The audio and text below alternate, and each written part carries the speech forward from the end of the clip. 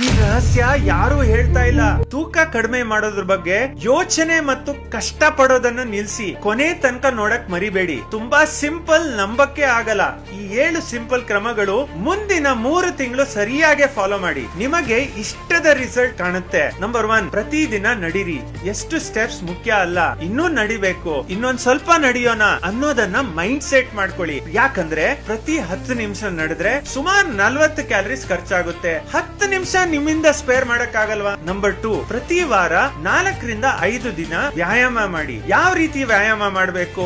2 ರಿಂದ 3 ದಿನ strength training, ಅಂದ್ರೆ ಮಾಂಸದ ಶಕ್ತಿ ಹೆಚ್ಚಿಸುವ ವ್ಯಾಯಾಮ. ಇದಕ್ಕೆ ಫ್ಯಾನ್ಸಿ ಇಕ್ವಿಪ್ಮೆಂಟ್ ಬೇಡ. ಮಿಕ್ಕಿದ ದಿನ ಯಾವ್ದಾದ್ರೂ ಮಾಡಿದ್ರು ಸರಿ. ಓಡಿ, ಸೈಕ್ಲಿಂಗ್ ಮಾಡಿ, ಸ್ವಿಮ್ಮಿಂಗ್, ಡ್ಯಾನ್ಸ್ ಮಾಡಿ.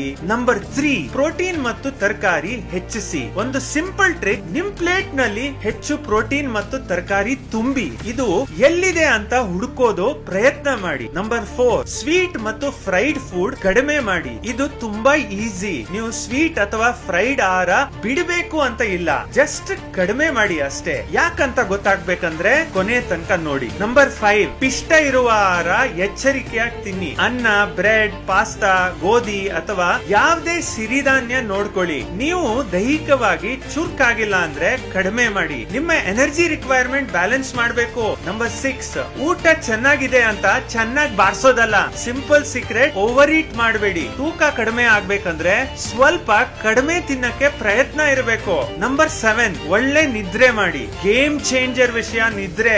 ಸರಿಯಾಗಿ ಮಲಗಿದ್ರೆ ಸ್ಟ್ರಾಂಗ್ ಮತ್ತು ಫ್ರೆಶ್ ಫೀಲ್ ಆಗುತ್ತೆ. ನಿಮಗೆ ಎಷ್ಟು ಸಾಕಾಗುತ್ತೆ?